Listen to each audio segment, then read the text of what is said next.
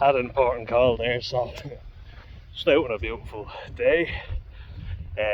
Got the show. Insects are going to be eating at me. It's lovely out. Oh, look at that. Just let me show you.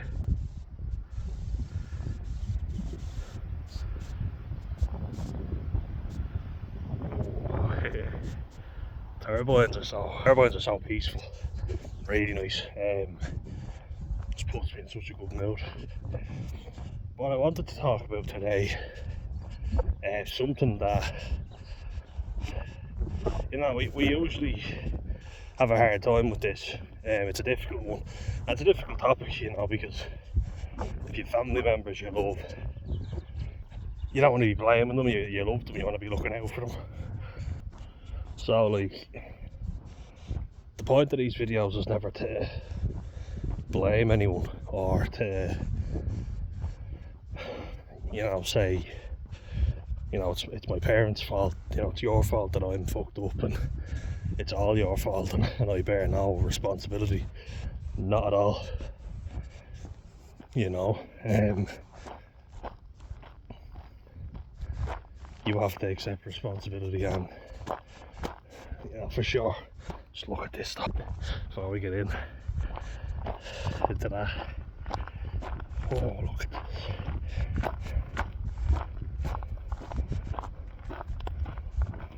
Wildlife sanctuary just up ahead.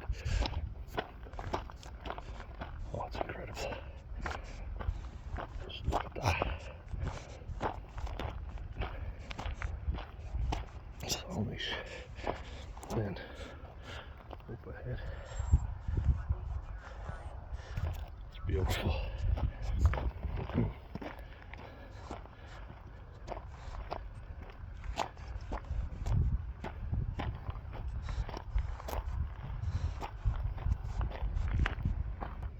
I just like to do that to bring myself back down to earth. That always helps. Like, look at this class. It's beautiful. Especially on a day like this. But yeah, you're not going to get anywhere if you blame everyone else for your problems. And I did that, you know. But you're also not going to get anywhere if you think, you know, everything in my childhood was perfect and, you know, I'm just born fucked up and that's the reason. Because that's not going to help. That's the whole point I'm getting at. Because I thought my mum and dad, they were all fine, everything was fine there. So why am I messed up? What's wrong with me? Then you blame yourself for things that aren't your fault. And you shouldn't do that. That's not going to work. Then you learn that they're just people like everyone else. And raising kids ain't easy. Especially not nowadays. You know, it used to be encouraged and now it's becoming nigh on impossible. And depending on their character and how they were raised, if they were raised to be subservient and timid, they would have a hard time being assertive. And the more you delve into it, the more you see it, you know, and have empathy for them. It doesn't sound easy. It sounds like both of them were mistreated. So they're not bad people, they're just messed up people from the shit that happened to them in their childhood. And I won't hold that against them. But I also acknowledge that, as they say, you can't teach an old dog new tricks. And they don't want to listen to a lot of stuff that I had to say. When I showed concern and was like, would you think about going to therapy? They were like, no, I did all I need. My mum said she'd been once, and that was enough. I don't think it is, but she's not going to listen. you know, she's stubborn in that way, so have to leave her off, let her do it in her own time. She'd be quite an introverted and shy person, so you really have to push her to do things. And if she's not invited somewhere, and this is something she's told me personally, she's like, unless someone like properly invites me somewhere, I'm not going. I don't just show up. Whereas my auntie, she would just show up and say hello, and you're like, yeah, hello, I've no issue with that. And you know, that in that sense they're polar opposites, which is mad. Yeah, get around the corner here. But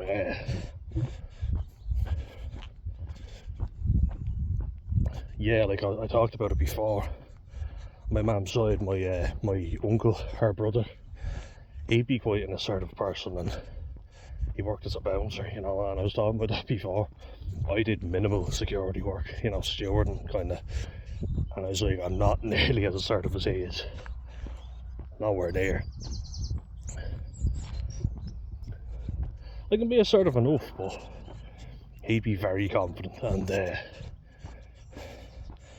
well able to handle himself too in that area. So would I, but he'd be able to confidently go into it, whereas I'd kind of be more anxious, and he's also less concerned about how everything he does affects other people, which I'm overly concerned with. I'd be very anxious and like, oh, how does everyone feel about that? So I'm not really like him in that sense. I look out for a lot of people. He's gotten better now, I have to say, especially in his old age, but you know, in many ways he won't change, and you know, it's not up to me to change him. The same with my dad, you know, one day of AA, and I talked about that in the video that I'm after just releasing. It's quite a sad one, really. But yeah, where was he? Yeah, my dad goes to Alcoholics Anonymous once, and he's like, my name's Dan and I'm an alcoholic, and never goes again, you know, so you're not really going to get anything from it. And if you're bad enough to end up there, I think you've got a problem. And yeah, you need help. You deserve the help, obviously.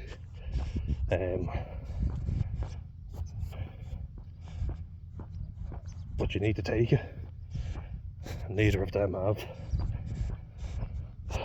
You know,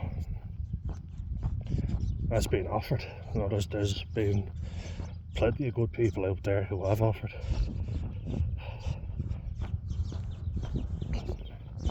That whole thing of not wanting to put anyone out, it's like they don't mind. When you realise that, you're like, they mean it, they're genuine about it. Take them up on their offer. But my mum and my dad would be the same in that area, you know, not wanting to put anyone out. And look, it seems like on both sides, in each family, they were kind of the subservient ones, and I feel it, you know.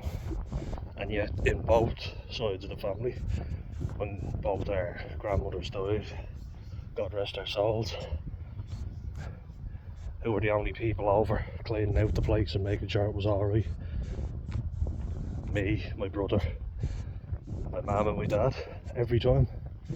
So for all the talk and all the put downs that people give, when push comes to shove, we're the ones that always show up. Despite what everybody might say, we do what's needed to be done when it matters, and there's a lot to be said for that. And you can rest easy knowing you did your bit. then you feel like you'll just be taken for granted. And I'm trying to notice the signs, and me and my brother were trying to break out of that mould, which is not easy. And that's why I say it, you've got to acknowledge what's been done, you know. Like, for instance, that's ironic because it's like, on my mum's side of the family, there was 4 girls and 1 boy, and the boy grew up to be spoiled and quite selfish. And then on my dad's side, 3 boys and 1 girl, and she grew up to be very fucking spoiled and narcissistic and nasty, you know. And my dad would run around after her, everybody would, and complain about it, but keep doing it. And now he's like, no, fuck this. And, you know, I've talked to him about it greatly. I mean, like, well, fuck her. Why would you do that? Why tiptoe around her all the time? And we had a good chat. And I don't feel subservient to any of them anymore. And I said to my dad, you shouldn't either, you know. Why should you feel less than them? We all do more.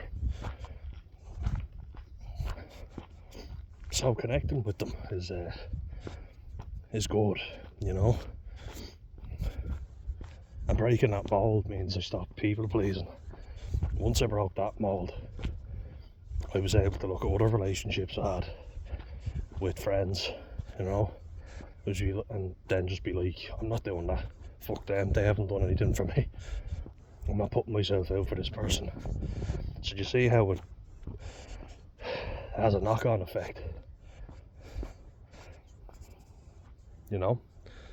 And that's what I'm getting at, you know. It's not blaming everybody else, it's looking at patterns. Everybody was always very judgy in both families until I put my foot down. I was like, I'm not that fucking bad, I don't deserve to be spoken to like this, and I'm not fucking taking it. And guess what? Most people are like, oh, where did that come from? And don't back down, be like, no. Because if you keep doing it with family, you're going to keep doing it with everybody else. Do you know what I mean? When I was assertive with my granddad, who was constantly putting me and my brother down all the fucking time, and letting us basically know your cousins are so much better than you were, letting my dad know that his kids were inferior to everybody else's kids in the family. And if you let that go, you'll find that you start to let everything go.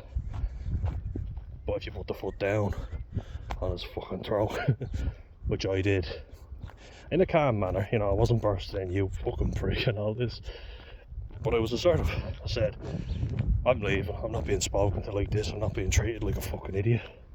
You know, I'm not taking this shit anymore. You'll find a lot of people give you a lot of grief, and you shouldn't fucking tolerate it. No one should.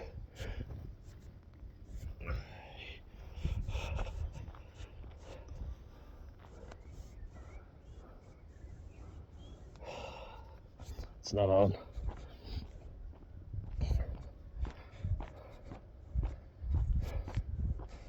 And it's easier to say stuff to family and vent to family, but you love them at the end of the day. They're the ones you look out for. So that's the thing, we love them, and everything I do is because I love them, as misguided as it might look.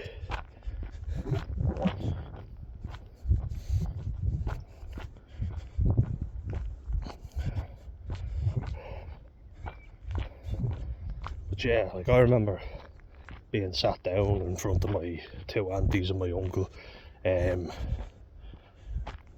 my mum was bad-mouthing me to them, you know, basically saying, oh, he's drinking and he's smoking, he's a terrible human being and all this. Not saying that, but they were all judging me, you know. My uncle sitting there going, oh, have you given up those other yokes? And like, you're feeling judged, like sitting around being like, oh, you're the worst in the world. It's like, who are you to fucking judge me, you know? As a young teenager, you think, oh, they're all right, and I'm such a worthless prick, like a piece of shit. You believe it? Of course you do.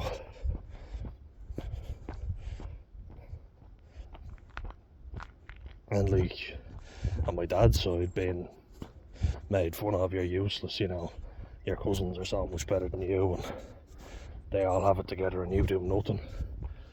When you actually care for people, you cycle over an hour each way just to do the garden for your granddad, not asking for anything, and he greets you with, "Oh, you're late," even though he never gave you a time. He's just there to help out. And he's like, "I'm having my dinner," and it's only like, what, 1 o'clock in the afternoon. He has his dinner very early, always has. Or tea, or however you want to say it. But like, me and my brother, we asked our dad, "Well, what time should we go down?" He's like, "Anytime." We do that, and it's, "Oh, you're late. You never told us a time. You could say thank you for doing this." But he goes, "Oh, I suppose you're the one paying now or something." It's like, no, we did it for free. We came down to help you out because our dad asked us to do it. Not that we particularly fucking wanted it, but you know, he asked, so we did it. And then one day we did it, and our cousin was there. I went down to see him, and he's like, "Oh, it took you very long, and I could do that." And I was like, "Fuck off, do it then."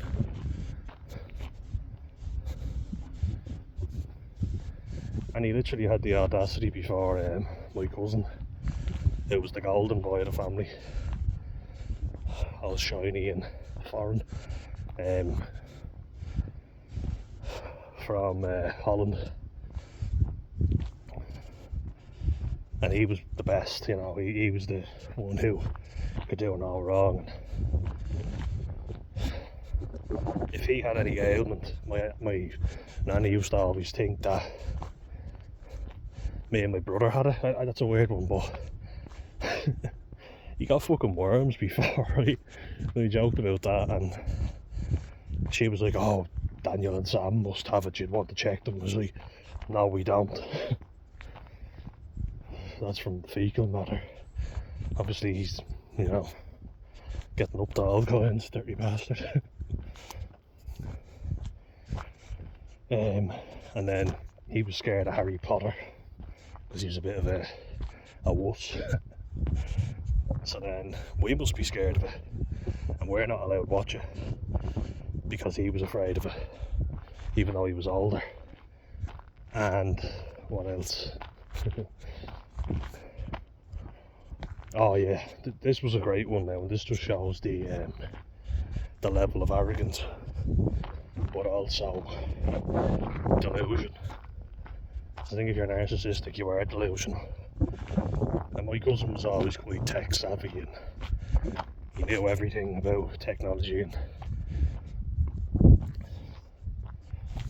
he'd be looking up videos, you know, like pretty sick videos. I don't mean sick as in the sick fam. I mean disgusting. Beheadings and all that. But I don't know if anyone remembers the footballer Eduardo, Brazilian guy who played for Croatia and Arsenal, qualified through residency to play for Croatia, and he's a good player, played for Arsenal, striker, and he was playing against Birmingham, Martin Taylor, a Birmingham City defender. If you remember that incident, like where he went in, it was a horrendous tackle. It was a career-ending tackle, but luckily Eduardo made it back. But it was horrendous. You know, the bone popped out and everything. It was disgusting. And I remember before, our cousin was showing us the video, looking at horrific football injuries, and we got in trouble for it. I was like, "I don't be watching that shit." But our auntie assumed that we must have done it because our precious kid couldn't be in the wrong. of guilt on everybody else's part, not mine. It's everyone else's fault. As my man was saying, I didn't even know how to turn on the fucking computer at that stage. I didn't really care about that stuff. I was into my rugby and my football, playing it, you know. Contrary to popular belief, not all autistic people are obsessed with technology, but there was just an automatic assumption of guilt, you know, on our part, even though he was at it, and that's kind of how he grew up, thinking he was always in the right. And this was really funny, because he was showing us Borat, you know, and all the jokes, man, I'm a Borat, she is a prostitute, very nice, all that stuff. So he introduced us to it. We watched it, me and my brother. We got the DVD and we were over at our granddad's house watching it, and our auntie was staying over, and she came in and saw us watching it and gave out and was like, I'd never let your cousin watch that. And I just laughed and said to her, he's the one who showed us. No, he'd never do that. I was like, yes, he did. But it's just an assumption, you know. I'd never let him watch that. But yeah, there's no getting through, do you know what I mean? And then on the other side, when me and my brother were kids, and with our mum's side of the family, it was the same thing, you know. And like, you know, they're a lot more warm and loving, in fairness. On my dad's side, you don't really get much emotion, you just get shite talk and the same crap regurgitated over and over again. You don't really get any substance to the conversation. At least on my mum's side, they show that they give a fuck, which is a lot to be said, you know. Got a wave. Yes. Got another one. But there was still that same assumption of guilt on our part. My brother and my younger cousin were playing before, and she was messing with a wire cord, an iron cord or something, piece of wire anyway, and she whipped him in the eye with it. Really hurt him, like he was screaming in pain. I don't think she intentionally did it, but she was messing around and caught him in the eye, and it really hurt him, you know. And my auntie runs over to see if our cousin was okay, and it's kind of like, because she was like, oh, did you get a fright, are you okay? It's like, well, check on my brother. He's the one who's after getting whipped in the fucking eye. Ask if he's okay. Did you get a fright that you whipped him in the eye? I hope you did, because you're after causing him a lot of fucking pain.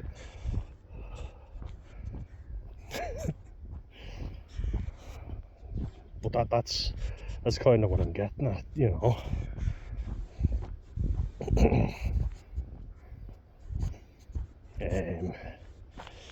Just gonna turn around here before I do that.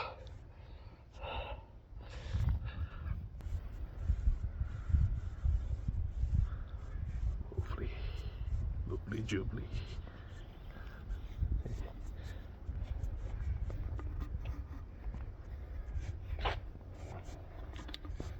It's beautiful. It just helps you make sense of it all, you know. And then my mum's brother, being the big burly fella, you know, the bouncer and all, he was very, you know, bouncers' attitude, they're not short on confidence. They're usually quite overly confident. I met a few sound ones, like, to be fair, but they're the gatekeepers, they rule the roost, and they'd be a bit arrogant at times. Any good looking young women, yeah, you get to come through, but I decide, you know, that's kind of what he's like. You can have a laugh at him, you know, but he's strong as well, like, so he's got an intimidating presence about him. and his son, our other younger cousin, get on well with him now, you know, and in fairness, he's been through a lot. But he was a bit of a crier. But also a bit of a shit stirrer. Could hit out at you, you know. And he did. And if you'd hit him back, it'd be like, why are you hitting him? I was like, well, he fucking hit me. Do you know what I mean? And he'd start crying and then lash out at you. And when I was super autistic, I'd have a meltdown because I was like, oh, he's annoying me now. And it was much harder for me back then to get on with anyone. Just didn't like human contact, put it that way. But he's a good kid, you know. They all are. They're all good kids. And I feel bad on my part that I was more closed off, because it probably wasn't easy on them. You know, I wasn't probably the most friendly to be around at times with anyone. There was people who did genuinely try to be my friend as well in school, and I could have been quite nasty to them. So it's not all one-way traffic. And with my mum and dad, I empathise, and I've said it before. Well, I don't really sympathise because I'm not a parent, so I can't empathise. But I imagine it wasn't easy having a son who had so many additional needs, and was difficult. You know, I was always so fucking angry.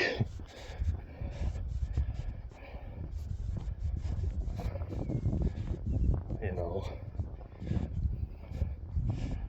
And like, my brother wasn't like that.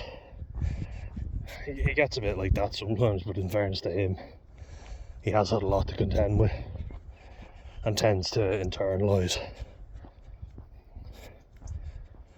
I'm kind of glad when he does externalise, because I'm like, at least he's not letting that get the better of him. He's even, in fairness, said there's lots of shitty older brothers that don't feel like you're the worst in the world, but he's giving out to me and being like, don't you get all mad and think you have to sort my problems out for me now, don't worry about that. So he'll say it because he knows I do give a shit, so much so that he has to give out to me and tell me not to. We have a laugh about that, because it's not as if every older brother in the world is great. You know, a lot of them beat up their younger brothers and give them a hard time. Doesn't mean that it's okay to do it, but it's not like I'm the worst brother that ever existed. But I'd like to be better, hold, in a lot of ways.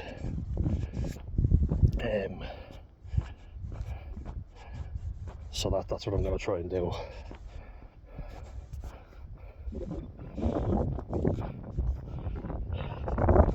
But yeah, like I made the video talking about family dynamics, and I don't blame my parents because I see how they were treated by everybody else. That's not very nice, to be honest with you. Put down, you know, a lot and made to feel less. So then they do that to their own kids. And it's not necessarily excusing it, but it certainly helps me understand it more.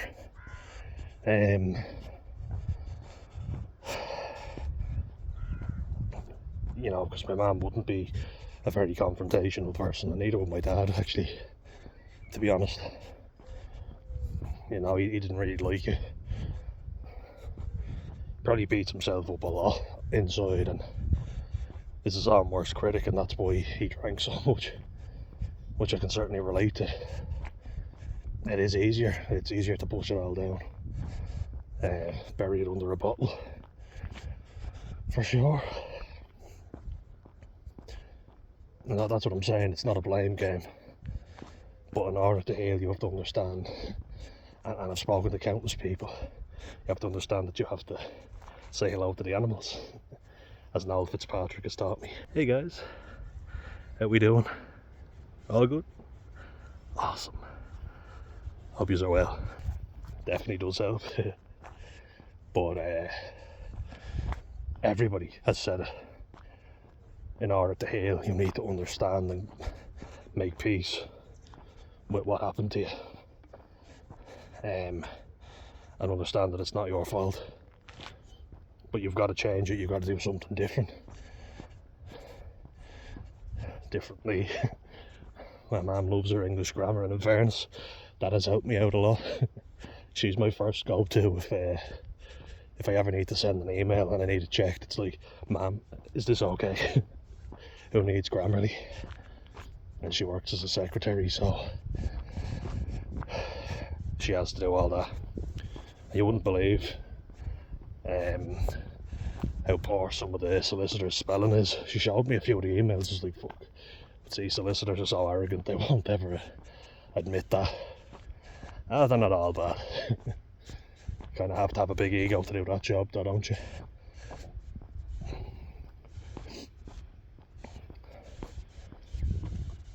What I'm getting at here, though, what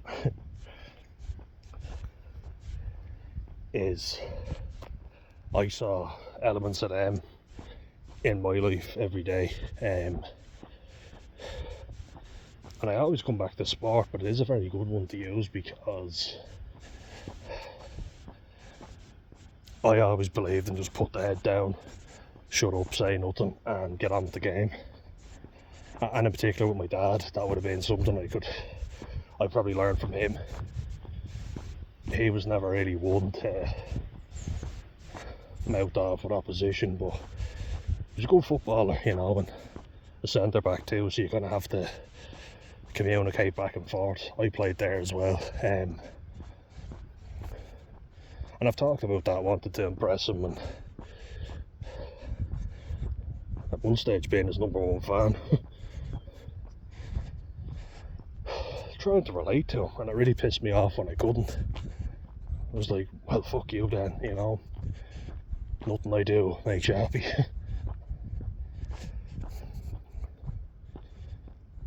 But it's still a source of conversation. We'll still chat about the football, the rugby, anything. But as I got older, we did far too much drinking together as a means of communicating, which I don't think is good. I don't think that's what you should be doing, to be honest. It was a good way of bonding. You don't have to talk about anything with much thought because it just flows out and your inhibitions go way down.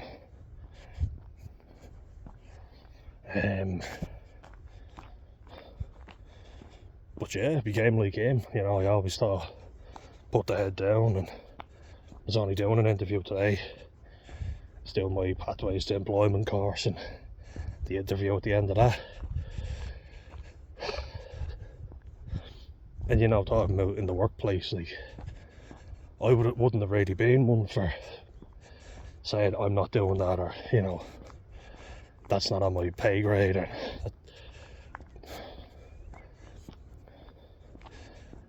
be obliged and be diligent and lick a bit of arse, you know. Kiss a bit of arse, probably better. We say be a lick arse. I think Americans say kiss ass. Well, the Irish one is lick arse. So I'll stick with it. But where was I? Yeah, it's no way to live being subservient to everyone else, thinking lesser of yourself, you know. And the more I see it, you know, my mum and my dad would always tell me stuff about them, and I'd always believe it, you know. My mum in particular would say, I'm not a worrier, or I've always been confident, and I'm like, I don't think you have. I think you're a very anxious person, and I don't think you should have to live with that, you know, all your life, and I don't think you're as confident as you like to portray, and that's not your fault. But that's something we need to deal with. She's nearly 60, and I don't think that that's something I can bring up with her. because I said I thought she had anxiety and I was worried about her. And she took that as a personal attack, and I was like, I'm not having a go with you. I'm concerned. Me and my brother are both more than open about our anxiety. We know we're anxious wrecks and always have been. And by opening up about it, we've gotten way better at dealing with it. Both of us, in fairness to us, because we haven't denied it. And that right there is like a good example of why you have to acknowledge the shit about your family that you wish you could change, and you can do it, you know. If you identify what you don't like, you can change it. Dr. Phil's kind of been outed as a bit of a fraud, but bit of a narcissist. But one thing he says that I do agree with is, you can't change what you don't acknowledge. Some of his great quotes. Phil the fraud. Apparently he's not even a real doctor. Hear that one? But it's true, like if you don't acknowledge you have a problem, you can't change it, because there's nothing wrong with me. That's why those with narcissistic personality disorder and antisocial personality disorder find it very hard to change, because they don't see that there's anything wrong with them. Everyone else has the problem. Oh, you guys, you all have the problem, not me. If I don't have a problem, I don't need to change anything, by that logic. And so nothing changes, and they just keep mistreating people. People get sick of them and they leave them. Simple as. Because they're exploitative. They just keep taking and giving nothing back, because they're entitled to everything.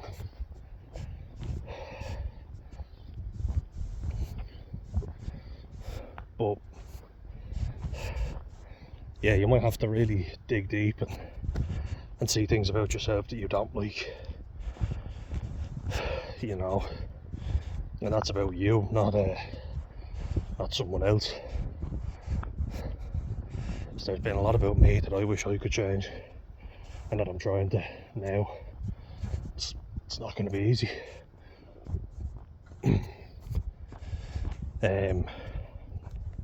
Like I remember when I worked in JD Sports, it used to be called Champion Sports, and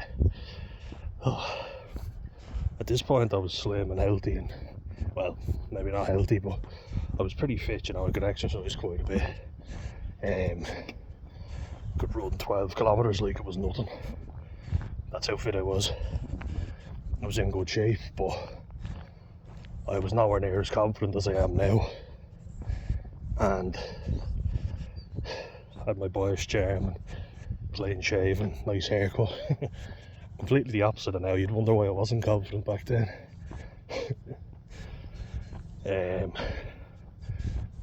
But anyway, I remember in JD being asked to go out the front by my manager, the front of the store, like literally out the main door of the shop, and greet people. I was like, oh fuck this. I was like, what do I even do?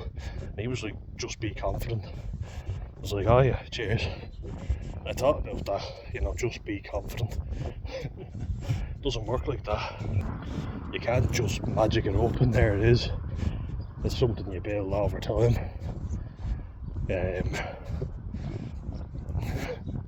And you're standing there going, hi, how are you, have a good day and all. And the thing is, everybody is like, we're awkward with you being here, I'm awkward doing it.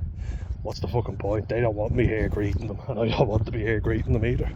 So I remember saying, it was like, this is pointless. They clearly don't want me here. They don't want to talk to me and I don't want to talk to them. So what's the point? But it was good practice. Just chucking yourself in the deep end is sometimes the best way of learning. Problem is though, it can lead to negative outcomes. It's more likely to as well. But I did really well in the interview today and I got good feedback from it. That's all from just throw myself in the deep end and learning, you know, taking a leap of faith, whatever analogy you want to use. That's something that my parents haven't really done, and you see it, you know. Probably the biggest one, like my mum did with moving to Australia. That was a big one. That's something I want to do, and it's something I've always wanted to do, but I'm really struggling with the confidence to do it, because it is such a big move, and there are comforts that I have now that I wouldn't have over there, at least not initially. But I would, man, I'd love to do it when I get started with a career, and at least see if I like it. I might not, but I might absolutely love it. You never know, and it might be the best thing for me. Outdoorsy lifestyle, you know, really easygoing people, and they are, you know. Meet a lot of them playing rugby, and they're so easygoing. No worries. G'day. They also love a tash and a mullet, so I might have to blend in with the locals.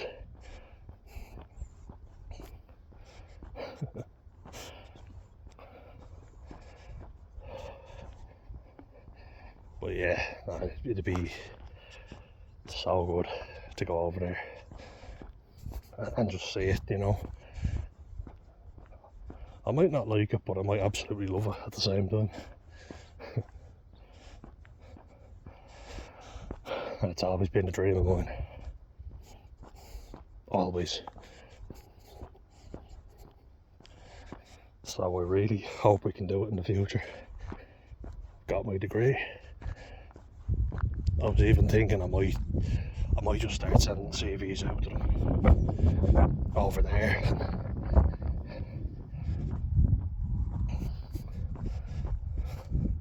Get my manual driver's license and off we go. So I can get a vehicle and away we go. And I want to really do.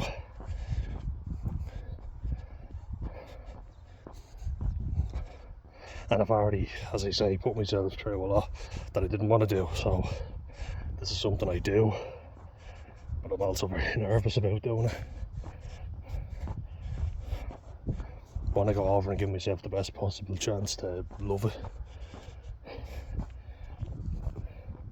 I don't want to go over ill prepared and fucking hate it.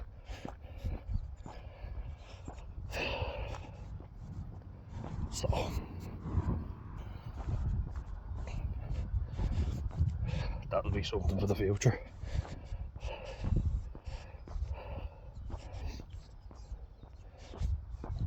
I wouldn't be great at planning, you know. It's not something that I'm very good at. Definitely need help doing that. It's probably an autistic thing as well, because it will be a big change. Change.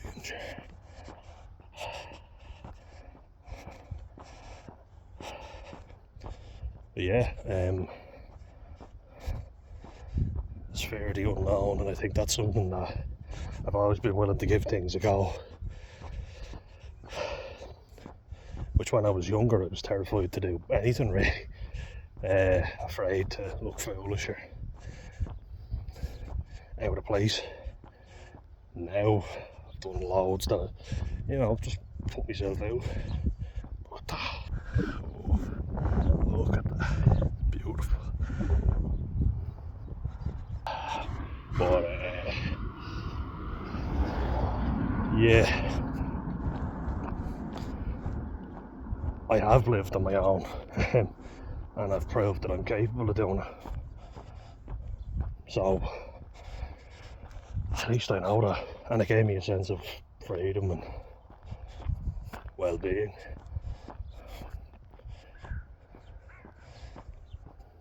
But understanding, you know, the difficulties, the anxieties that I have that aren't unlike my own family, there's a reason for it, you know. You start to see it's there, you know, there's a genetic component. Also the alcohol drinking. Oh, hey friends. So there is that, you know, big time. I keep an eye on that. It's something that does scare me, seeing how my dad drinks, and it's exactly how I drink. You know, you might have enough for 3 days, but when you're on a good buzz, you have the whole lot in one night. And he would go through way more than he's capable of. He'd be pissed off the smell of the stuff, but he'd just keep going. So, it's another fear. I know the Aussies love to drink. Even more so than we do here in Ireland. Apparently they drink a good bit more than we do now. I guess a lot of them are of Irish descent, so it makes sense. But yeah, confidence is something I wouldn't say is massive. Particularly not, just put them pass.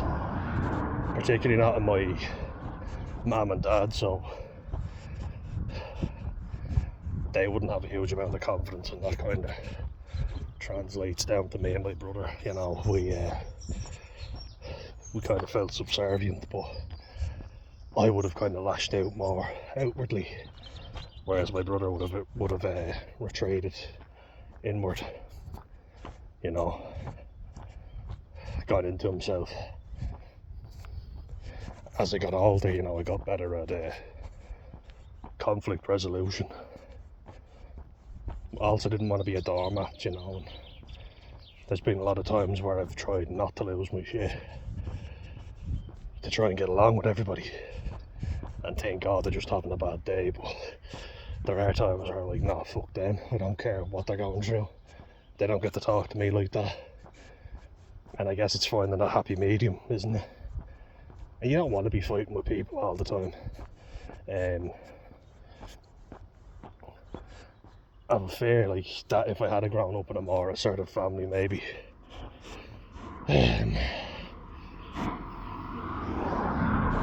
perhaps I would have taken my anger out more on people and not seen anything wrong with it, you know, like that. You see my auntie's response, my dad's sister now, and how she kind of goes, my son would never do that, you know what I mean? Denied that he did anything wrong. And can you imagine when I was getting into all that trouble, if I'd grown up in an environment where he never did anything wrong, I never would have changed. And imagine how many people I would have alienated then by being an arsehole to everyone. Because there was a potential there, you know, and at least my family did teach me that there are other people in the world besides you, and they almost taught me that too much. Because my mum would be the first, you know, when you're trying to talk to her, you're trying to have a conversation, you can see her looking off, oh, are they okay, do they need help with that, and I get annoyed with her. Like, I've kind of found my own personality, and I'm kind of like, fuck them, who cares about them, you know, they can sort themselves out. And that's not to say that I'm not empathetic and I don't try and help people when I can, but I've kind of learned that you can't help everyone. Got a wave, another win. Always happy to get a wave. If I see a truck, I might ask them to honk. Get a honk for everybody. But yeah, like I would be the first to help someone if I can, but that can be an issue as well. You can't help everyone. And now my attitude is, you know, unless people ask or if they're in immediate need, don't be so concerned with everybody else. My mum is always like that. It can be a good thing, but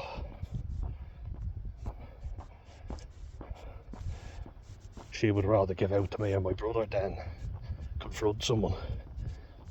And you know, that's not a good thing. I feel like family should be the last one you confront when you have an issue. It should be, well, if you have a problem with other people, say it. That's also got me into trouble as well.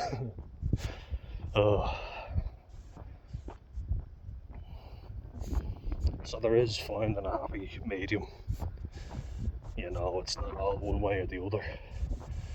The grey area is what we're all looking for. Black and white doesn't always work, where I either love you or I hate you. Back yourself, you know, not everything. The point that I'm getting at is our parents are only human like the rest of us. They're not perfect. They don't have to be. But what they said to you is not fact. It's not the perfect thing. You know, they could be wrong, God forbid.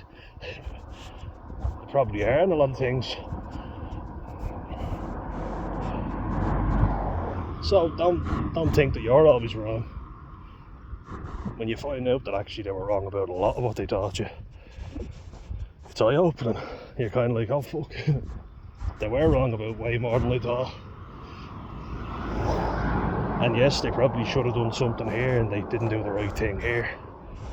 But hindsight is a wonderful thing. Doesn't help in the situation. Very rarely does it help with the overall outcome, you know.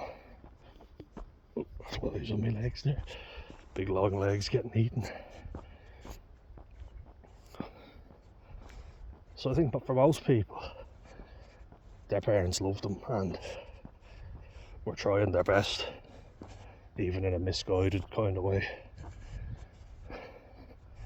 And there are deep-rooted issues with them that they haven't dealt with.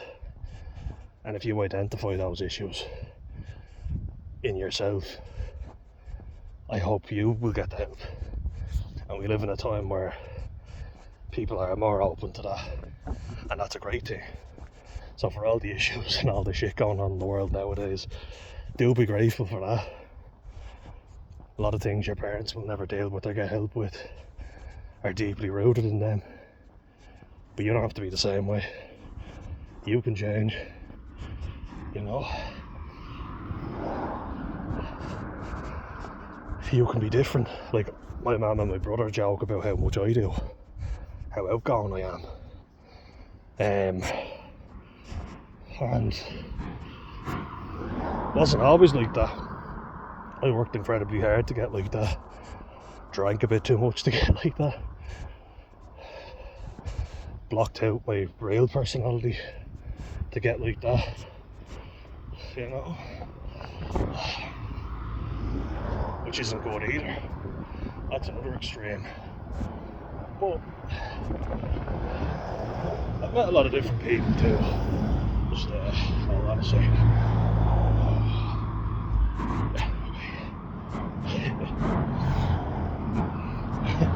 That's louder than going by. Yeah, I've met a lot of different people and gotten loads of different perspectives. And everyone isn't right all the time. Sometimes they'll be right, you'll be right, and it's just different outlooks, isn't it? That's all. So back yourself. Don't always think you're in the wrong, because you're probably not. You're probably right more times than you think. But he who shouts the loudest and has the biggest bravado and believes his own bullshit, usually we listen to that person. We usually think that person's right and we're not. It's not always the case. So yeah, mind yourselves, stay well. See you in the next one.